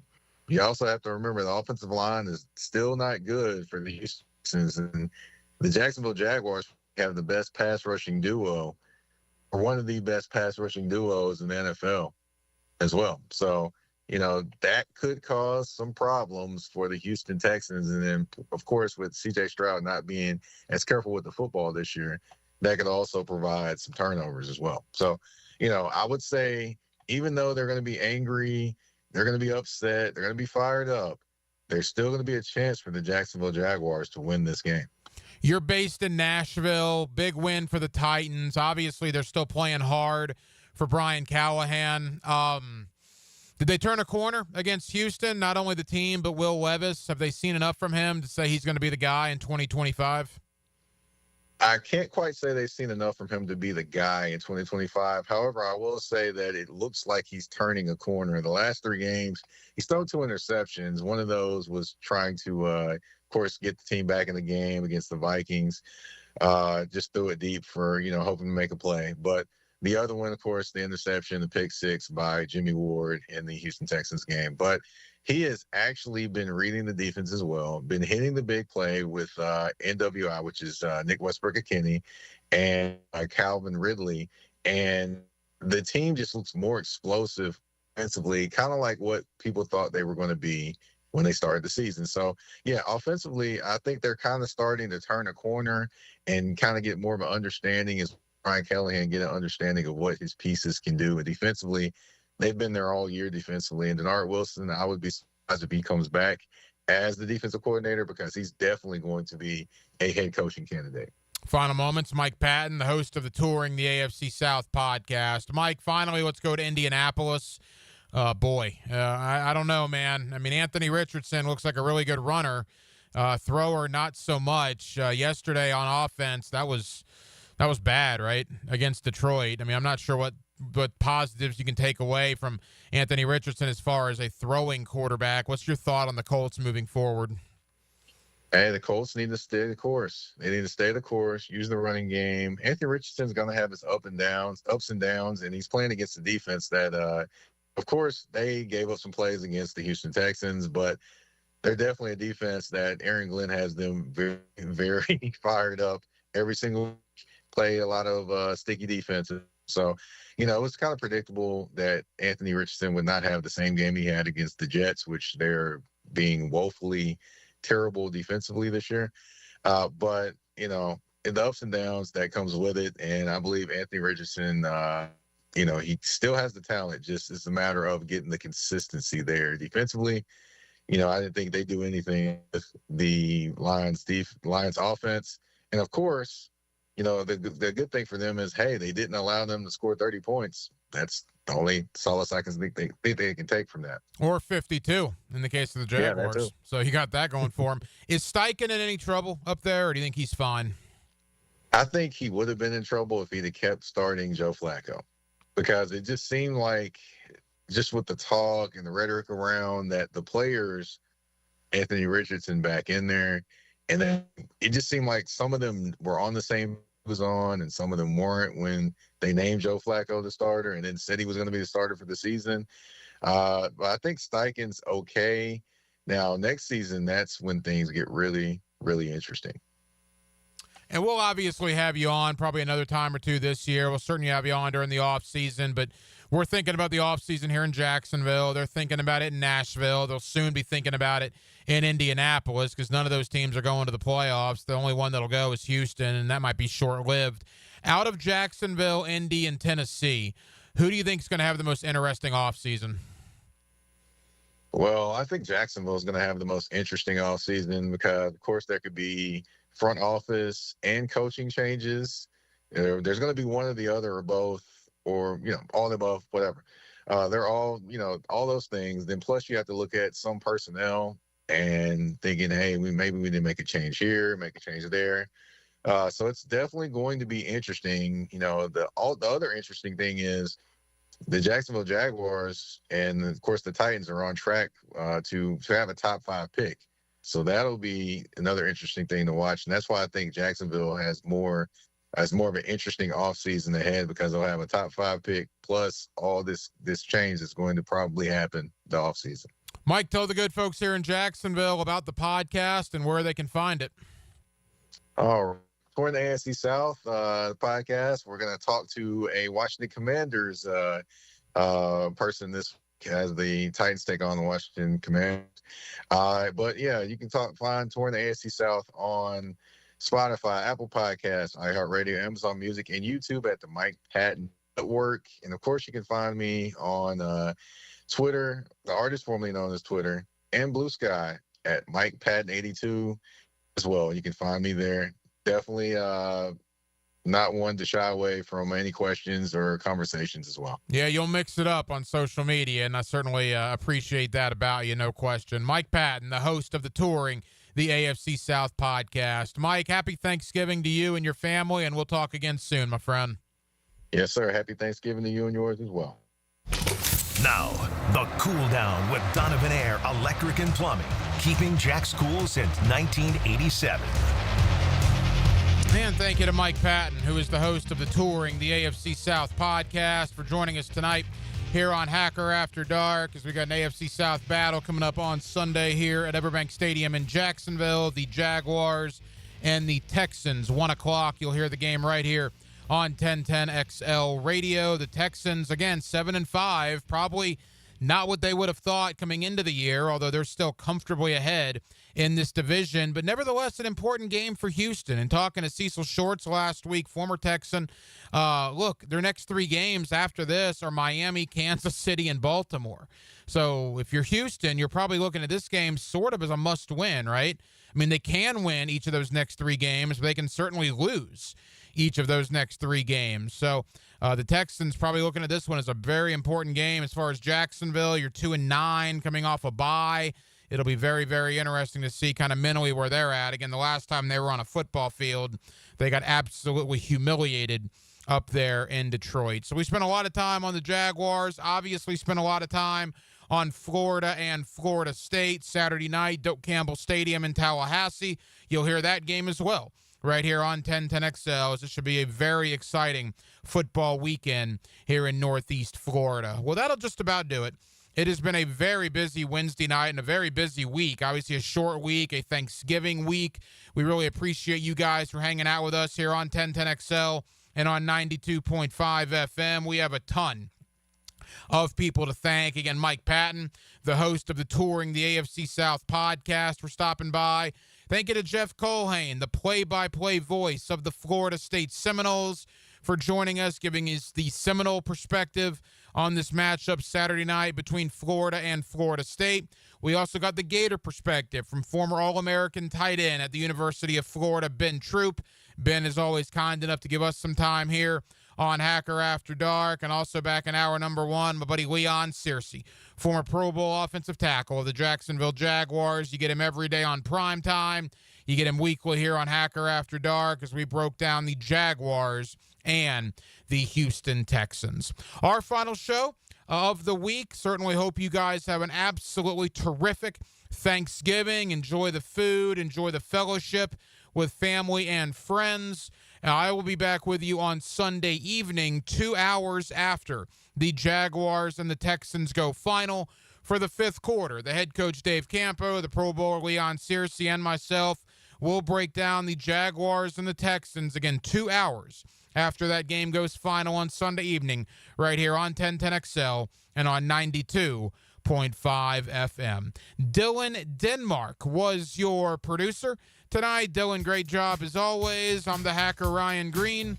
And again, Jacksonville, thank you for spending your Wednesday evening, but really your entire week, with us here on Hacker After Dark. As we always tell you, and we cannot possibly tell you enough how much we absolutely appreciate it.